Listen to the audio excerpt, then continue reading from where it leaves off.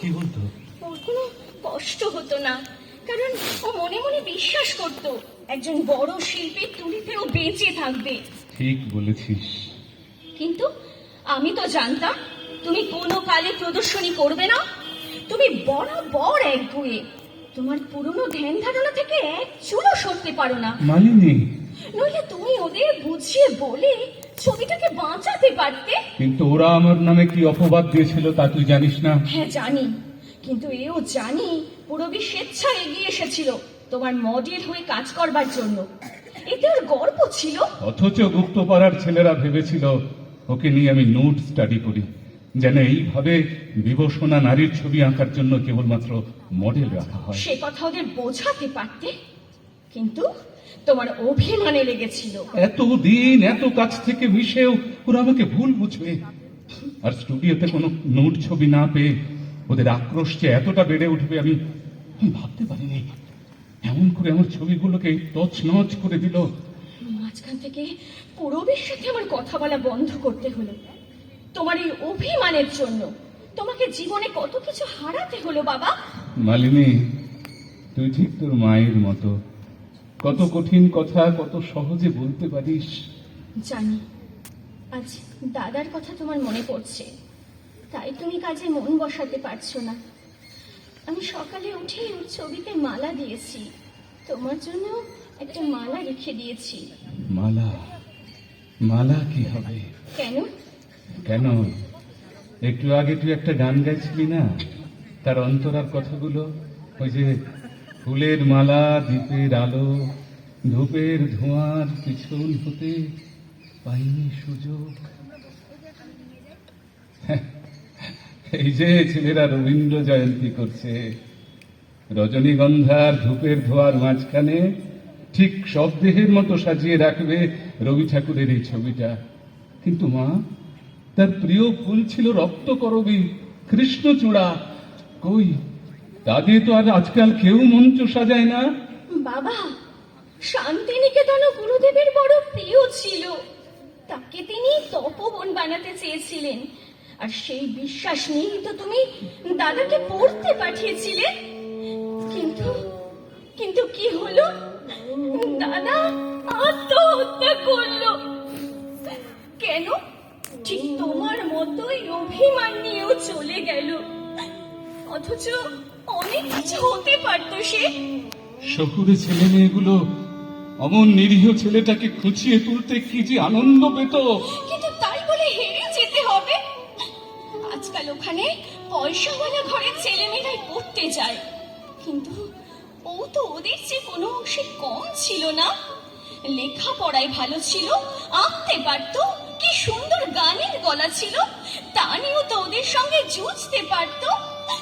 তা না, বোকা কোথাকার।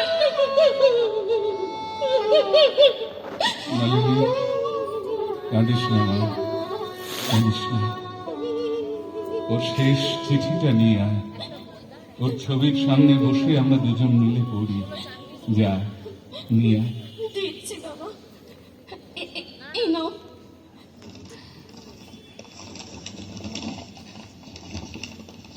এখানে আমাকে তুমি কিসের দীক্ষায় রেখে গেছো? এ কোন জগৎ আজ গড়ে দিতে চাও চারিদিকে? এ তো আমাদের কোনো যোগ্য ভূমি নয়। এর গায়ে সোনার ঝলক দেখে আমাদের চোখ যাবে পুড়ে।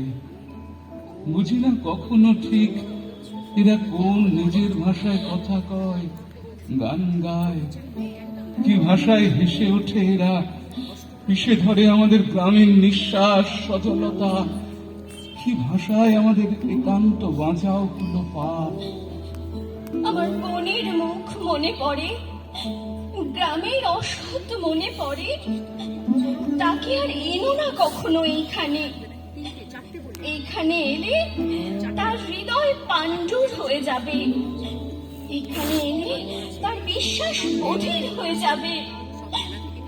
বুকের ভিতরে শুধু ক্ষত দেবে, রাত্রি খোয়াই। আমার পৃথিবী নয় এইসব ছাতি শিরিষ, সব ফেলে যাব বলে প্রস্তুত হয়েছি। শুধু যেন আমার বিশ্বাস আজও কিছু বেঁচে আছে, তাই হব 25শে বৈশাখ কিংবা 22শে শ্রাবণে আত্মঘাতী।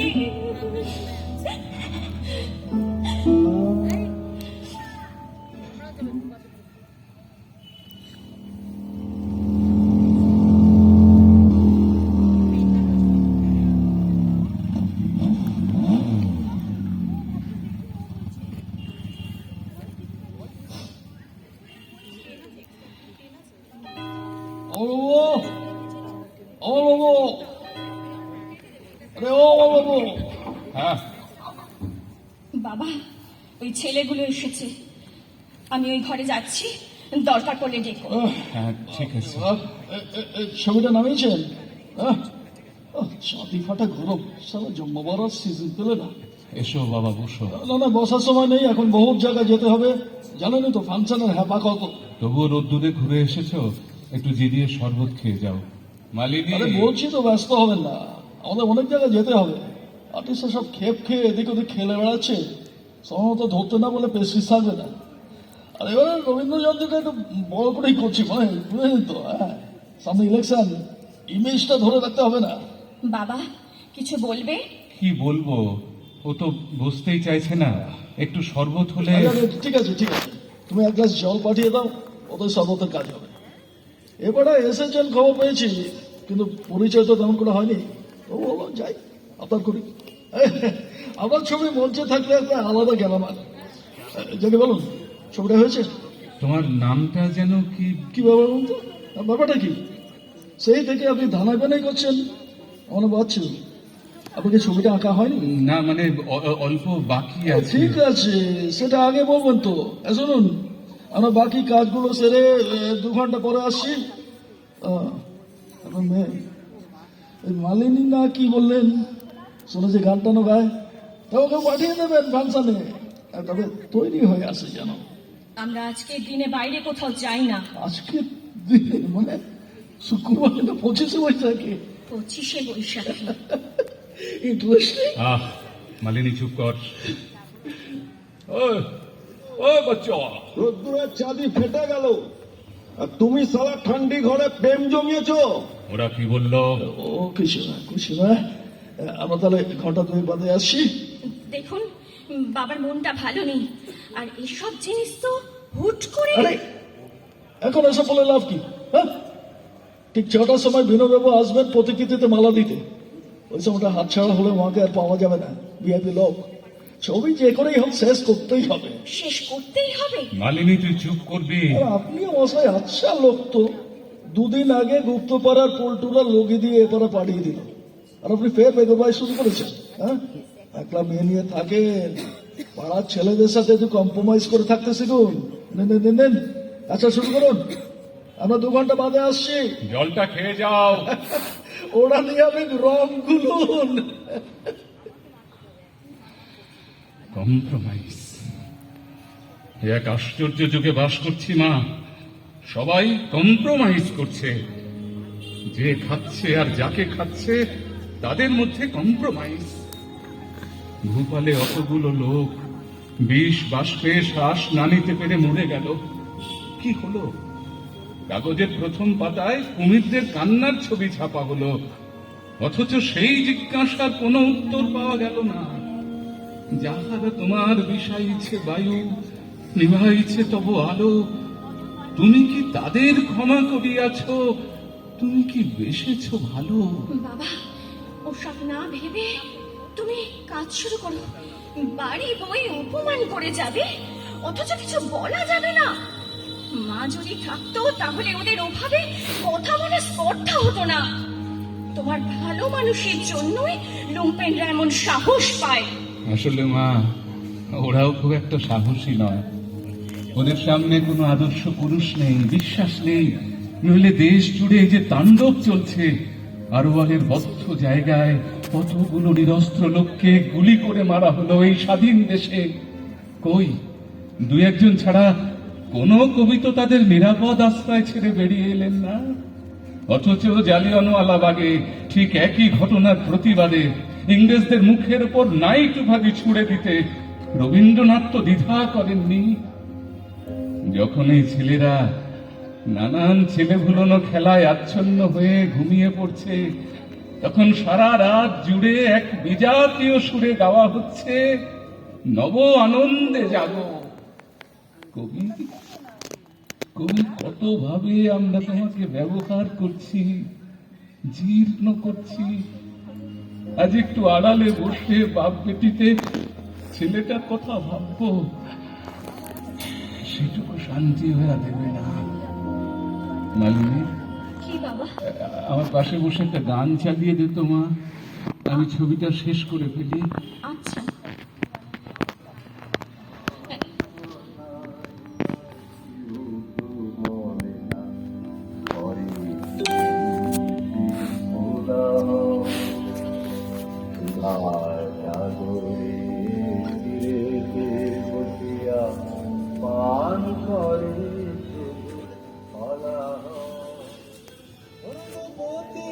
রঙ্গবতী রঙ্গবতী রে রঙ্গবতী রঙ্গবতী তাহলে শোন, শোন, 10টা বাইকে দুভাগে ভাগ করে দিবি।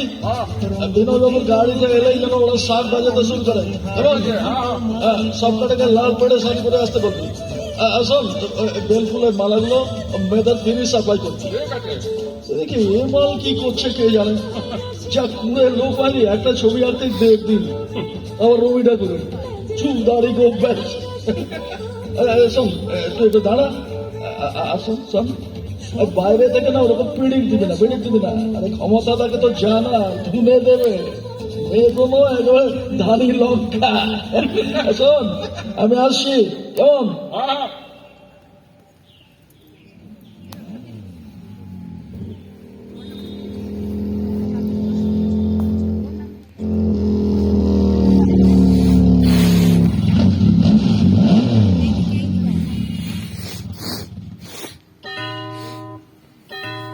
ও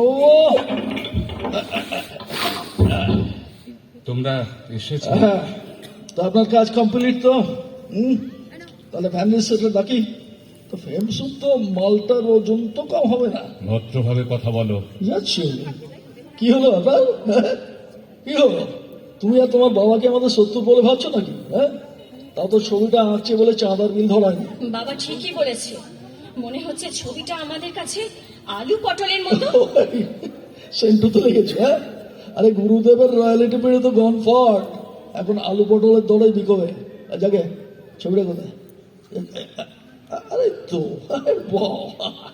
আমার কাপড় দিয়ে ঢেকে রেখেছেন কেন? আপনাদের কে যেন ভিআইপি উদ্বোধন করতে আসছে না, তার আগে কোন যুগে বাস করছো? হ্যাঁ, ভিআইপিদের পাতে দেওয়ার আগে একটু চেকে দেখতে হবে না কি মাল বানালেন? দেখে দেখে কাপড়টা স্যার কি? হ্যাঁ, আপনি এটা কি এঁকেছেন? এটা রবি ঠাকুরের ছবি হয়েছে? চিমসে মুখ, চুল হালকা, দাড়িগুলোকে উপরে নিয়েছে। রবি ঠাকুরের মৃতদেহ নিয়ে যখন কলকাতায় শোভাযাত্রা যাচ্ছিল, তখন কেউ কেউ ওর দাড়ি উপরে নিয়েছিল বাড়িতে রাখবে বলে। ও, তার মানে আপনি আমাদের কেওড়াতলা পাঠাতে চান? বাবলো, বাবলো, দীপক আর বিলুকে পাঠিয়ে দে তো, একটু রোগড়ে দিই। মাল আমাদের সাথে পলিটিক্স করছে। দেখুন দেখুন, আপনি মিছে মিছে রাগ করছেন। আপনার দেখার সাথে একজন শিল্পীর দেখার পার্থক্য শোনো থাকতেই শোনো পারে। শোনো শোনো, ওসব ওসব কথা বাঁচকে রেখে দাও। হ্যাঁ, বিনয় বাবু এসে কি মরার ছবি উদ্বোধন করবেন? হ্যাঁ, শোনো শোনো শোনো, ফটাফট ছবিটাকে একটু পবের করে দিন, ওটা বিপদ ঘটবে বলে দিচ্ছি। বাবা, ওরা যেমন চাইছে তেমন করে দাও। না মা, না, না, কম্প্রোমাইজ করতে করতে দেয়ালে পিঠ থেকে গেছে, আর নয়। দেখুন দেখুন, যাদের ডাকতে পাঠিয়েছি না, তারা কিন্তু মুখে কথা বলবে না, মুখে কথা বলবে না, প্লেন হাত চালাবে। ছবিটা শেষ করে বলেন। নিজের ছেলেটাকে তো দুনিয়া থেকে সরিয়ে দিলেন, মেয়েটার গায়ে হাত পড়ুক নিশ্চয় চান না। কি বলছো তুমি? ধ্রুবকে আমি সরিয়েছি? আপনার সব হিস্ট্রি জানা আছে। কি জানো তোমরা? বাবা, হ্যাঁ, মুখ খোলাচ্ছেন কিন্তু। পুরবিকে? পুরবী আমার বন্ধু, হ্যাঁ, তোমার বাবার মডেল ছিল, জামা কাপড় খুলে একটা ছবির কাজে বাবাকেও সাহায্য করতে আসতো। সাহায্য। গুপ্তপাড়ার লোকেরা কিন্তু তা বলে না, ব্যাপারটা তো জল ভাত হলো না, পাড়া ছাড়তে হতো না। তোমার বাবার সাথে পুরবীর রিলেশনের কথা সবাই জানে। চুপ করো, নইলে আমি জিভ উপড়ে নেব। চোখ রাঙাবেন না। তাছাড়া আপনার ছেলে ধ্রুবর সাথে পুরবীর লাভ অ্যাফেয়ার ছিল, আপনি জানতেন না? ইন্টু ছিল। আর জেনারেশন আপনি কি ভাবতেন যে শান্তিনিকেতনে থাকে বলে এসব নোংরা ব্যাপার ধ্রুবর কানে চাইনি? হ্যাঁ, আপনার ভীমরতির জন্যই তো সুসাইড করলো। মালিনী, এসব গল্প ওরা কোথায় পেল? এসব ওরা কি বলছে? গত বছর এই দিনে ধ্রুব আত্মহত্যা করেছিল, সে কি আমার জন্য? না বাবা, জয় সিংহ, জয় সিংহ। নিত্যয় নাটক করছে। ঈশ্বর, এ কি সর্বনাশ করিলি রে! জয় সিংহ, বৎসমর, হে গুরু বৎসল, ফিরে আয়, ফিরে আয়, তোরে ছাড়া আর কিছু নাই জানি। জয় সিংহ, জয় সিংহ। শুনুন, বাবার হাই প্রেশার আছে। জানি তো, তোমরা দেখেই বোঝা যাচ্ছে। তবে আমি যাবো তো, তবে মরা ফেলে রেখে তো যেতে পারি না। হ্যাঁ, ওটাকে সৎকার করে তবেই যাব। বাবু এসেছিস? দীপকার বেলু এসেছে? আরে অ্যাকশন শুরু করে দে। আরে দেয়ালে ফটোগুলো মাঠাতে না, ভাগ। কি করছেন আপনারা? আপনারা কি করছেন? শোন, করছেন আপনারা? দাদা আমি খানিকটা কেরোসিন করে নিয়ে আসি। হ্যাঁ, ওই ছবিটার মুখে আগুন দিতে হবে। আরে বিনোবাবু এসে গেছে। শোন, ওরা চলে গ্যাসটা ভেঙে চলে।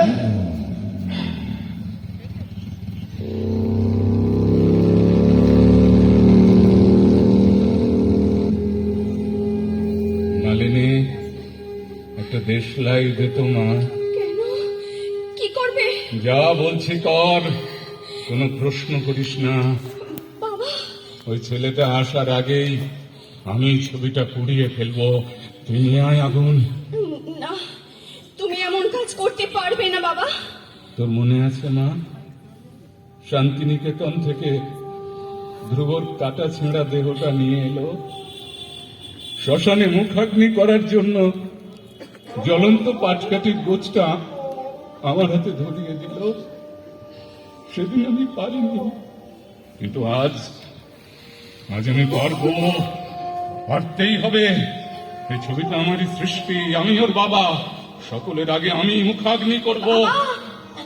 জানোয়ারগুলো চলে গেছে, তুই দরজাটা বন্ধ করে দে। না না, তুমি রবীন্দ্রনাথের ছবিতে আগুন দিতে পারবে না বাবা। আগুন ওর বড় দরকার না, দেখছিস না চারিদিকে শুধু ধোঁয়া। আয় আমরা দুজনে প্রাণের আগুন দিয়ে ওর চিতা জ্বালিয়ে তুলি। তারপর যখন লক লক করে আগুনের শিখা জ্বলে উঠবে, তখন আমরা গাইব, ব্যর্থ প্রাণের আবর্জনা উড়িয়ে ফেলে আগুন জ্বালো। বাবা,